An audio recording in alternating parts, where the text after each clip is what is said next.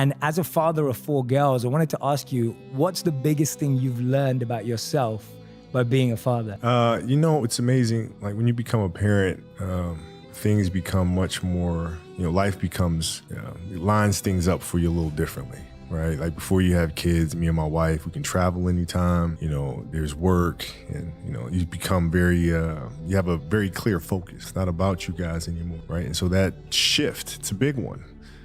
It's one of kind of a selfishness together and then to being absolutely selfless and doing anything you can for your kids. And so what I'm trying to do is create content to teach them first and foremost. Our kids are athletes and they love reading about princesses and all these fairy tales. And, they get a little sick and tired about the man saving the princess every time. And, the same old stuff, the magical wands and all that. My kids are athletes, man. They want to learn about soccer balls and basketballs and volleyballs and, magic that comes from that. I mean, sports is the greatest metaphor we have in terms of dealing with life that you can then meditate on and think about how you would apply it.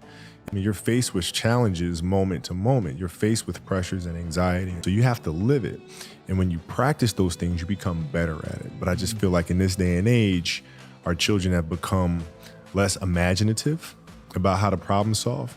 And parents and coaches have become more direct. And so that's why I'm creating these stories and creating this content. Well, what am I afraid of? And then you kind of unpack it.